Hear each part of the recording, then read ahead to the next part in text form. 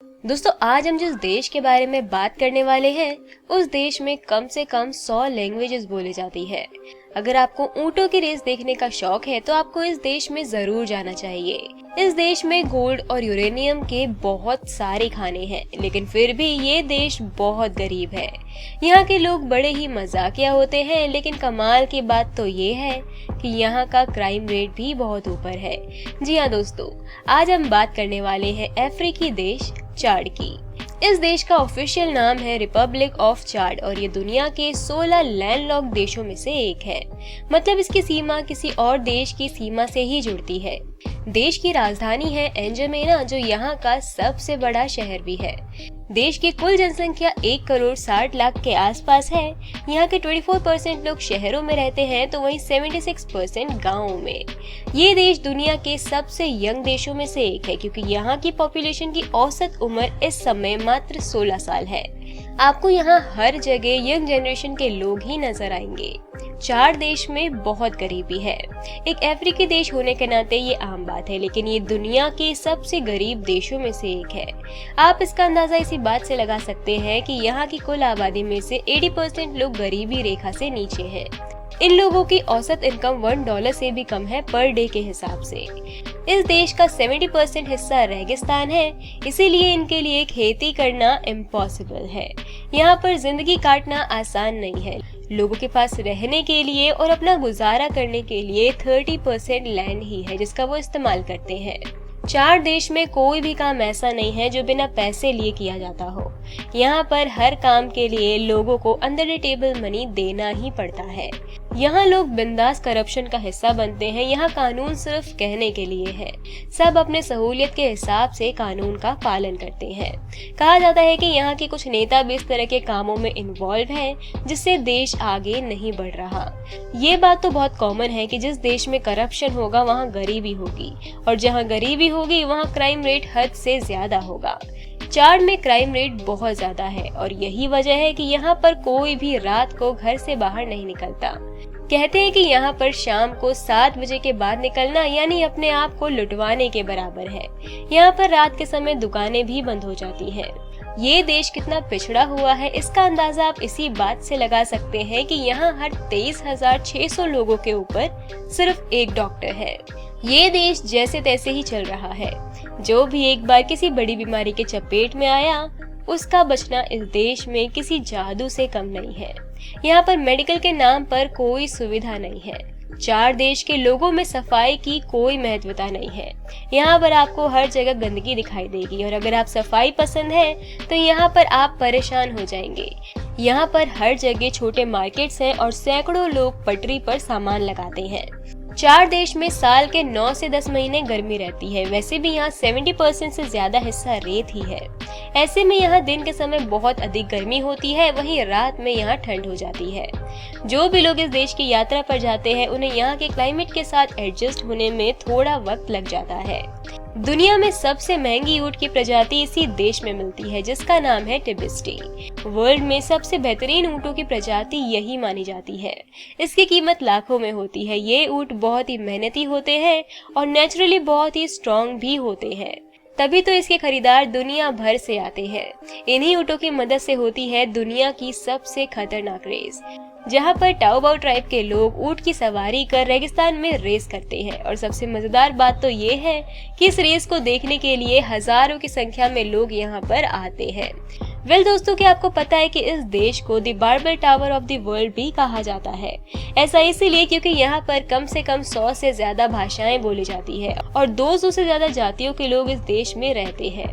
वैसे फ्रेंच और अरेबिक यहाँ की ऑफिशियल लैंग्वेज है। चाड में हर 10 किलोमीटर में भाषा और लोगों के रहने का तरीका बदल जाता है। छोटा सा ही देश है, लेकिन यहाँ कई प्रकार के लोग रहते हैं। चाड के लोगों के बीच एक म्यूजिकल इंस्ट्रूमेंट बहुत फेमस है, जिसका नाम है काकाकी। इस म्यूजिकल इंस्ट्रूमेंट को यहाँ के लोग हर अवसर पर बजाते हैं। यहाँ पर इस इंस्ट्रूमेंट को बजाना मेल्स के लिए कंपलसरी है। कुछ हो ना हो, लेकिन यहाँ पर आपको संगीत का मजा जरूर मिलेगा। आपको ये काका के इंस्ट्रूमेंट हर बड़े फेस्टिवल में सुनाई दे जाएगी। चाड एक गरीब देश तो है, लेकिन यहाँ के लोग बहुत मजाकिया हैं। ये मस्त अपनी लाइफ को जीते हैं और दूसरों के साथ मजाक करते हैं। जो भी गिने चुने टूरिस्ट यहाँ पर आते हैं उनके साथ भी ये लोग बहुत फ्रेंडली होते हैं और ये इस देश के लोगों की बहुत अच्छी बात है। आपको बता दें कि यहाँ पर गोल्ड और यूरेनियम के खान है, लेकिन क्योंकि ये देश इतना करप्ट है इस वजह से सब कुछ बर्बाद हो गया है। यही इस देश की सबसे बड़ी समस्या है। तेल का काम भी यहाँ पर बड़े लेवल पर होता है, लेकिन कुछ भी सिस्टमेटिक ना होने की वजह से यहाँ पर सब कुछ बर्बाद हो रहा है। यहाँ पर प्रोडक्शन का काम भी लगभग खत्म हो रहा है। चाड इतना गरीब देश है कि इस देश में एकमात्र देश का सरकारी टीवी चैनल है जिसका नाम है टेली चाड। इसके अलावा यहाँ पर मीडिया के नाम पर सिर्फ रेडियो है। चाड देश की महिलाएं बहुत ही सज धज कर रहती है और ये इनकी रूटीन लाइफ है। पैसों की कमी के बावजूद आपको यहाँ की महिलाएं अच्छे कपड़ों में नजर आएंगी। हालांकि ये ज्यादा पढ़ी लिखी नहीं होती। यहाँ हर 3 में से 2 लड़कियों की शादी 18 साल की उम्र से पहले ही कर दी जाती है। चाड की एक और बड़ी समस्या ये भी है कि यहाँ के 2 जातियों के बीच हमेशा लड़ाई होती रहती है। यहाँ पर ईसाई और मुस्लिम सबसे ज्यादा संख्या में रहते हैं और इस देश में ये दोनों ही बात बात पर हिंसक हो जाते हैं, जिसकी वजह से यहाँ का माहौल हर समय खराब ही रहता है। ये भी एक बड़ी वजह है कि यहाँ पर टूरिस्ट नहीं आते। ये बात तो आप सभी जान गए होंगे कि चाड देश युवाओं से भरा है, लेकिन यहाँ के लोग सस्ता नशा बहुत करते हैं। ये देसी शराब पीते हैं और यहाँ के बहुत सारे पुरुष दिन रात नशे में डूबे रहते हैं। बहुत सारे अफ्रीकी देशों की तरह यहाँ के मर्द भी घर पर रहते हैं और नशे में डूबे रहते हैं और महिलाएं खेतों में काम करती हैं और वही घर चलाती हैं। निश्चित तौर पर इस देश में शिक्षा का अभाव है और हो सकता है कि कई बार आपको इसका असर इनके व्यवहार में देखने को मिल जाए। दोस्तों, चाड देश को दुनिया के सबसे खतरनाक देशों की सूची में रखा गया है। यहाँ पर ना तो आपको इंसाफ मिलता है और ना ही सुरक्षा मिलती है। ये सबसे बड़ी वजह है कि इस देश में टूरिस्ट नहीं आते और वो आने से पहले 10 बार सोचते हैं। कहते हैं कि यहाँ पर किडनैपिंग की बहुत बड़ी समस्या है। बड़े बड़े लोगों को यहाँ के क्रिमिनल्स बंधक बना लेते हैं। महिलाओं के लिए भी बाहर निकलना बिल्कुल सेफ नहीं माना जाता क्योंकि उन्हें भी कई बार अगवा करके बेच दिया जाता है।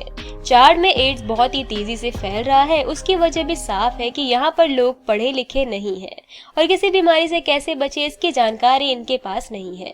यही वजह है कि दिनों दिन ये जानलेवा बीमारी फैलती जा रही है। चाड में कई ऐसे प्रकार के मच्छर भी पाए जाते हैं जो अगर काट ले तो इंसान की मौत हो जाती है। जी हाँ, आपको पता होगा कि मच्छरों को लेकर पूरा अफ्रीका परेशान है। यहाँ पर इसकी वजह से हर साल हजारों की संख्या में लोग मारे जाते हैं। चाड भी इससे अछूता नहीं है। यहाँ भी बुरा हाल है। यहाँ कई सारे लोगों की मौत मच्छरों की वजह से होती है। कहते हैं कि यहाँ सबसे ज्यादा मच्छर काटने से बच्चों की जान जाती है और मलेरिया यहाँ सबसे खतरनाक बीमारी है। चाड में एक बहुत ही खूबसूरत झील है जिसका नाम है लेक्स ऑफ ओनियांगा। दरअसल ये 18 छोटी झीलों का समूह है जो अलग अलग रंगों की है और ये एक यूनेस्को वर्ल्ड हेरिटेज साइट भी है। इनके अलग अलग रंगों का कारण उनका रासायनिक मिश्रण है। चाड का बॉर्डर सूडान से भी मिलता है और यही वजह है कि यहाँ पर सूडान देश से भी बहुत सारे लोग आकर बस गए हैं। तकरीबन 3 लाख लोग सूडान से यहाँ आकर रहने लग गए हैं। लगता है कि सूडान की हालत इस समय इस देश से भी खराब है। चाड में कई ऐसी यूनिक ट्राइब्स है जो कि आज भी घने जंगलों में रहती है। आज भी उनके पास ना तो फोन्स है और ना ही कोई अन्य सुविधा। इन लोगों को कुछ भी नहीं पता कि आखिर बाहर की दुनिया कैसी होती है। तभी तो कहा जाता है कि यहाँ पर सब कुछ अलग है।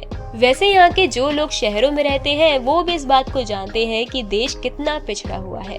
दोस्तों, आपको ये भी बता दूं कि इस देश में बाजरे के बियर सबसे ज्यादा डिमांड में है।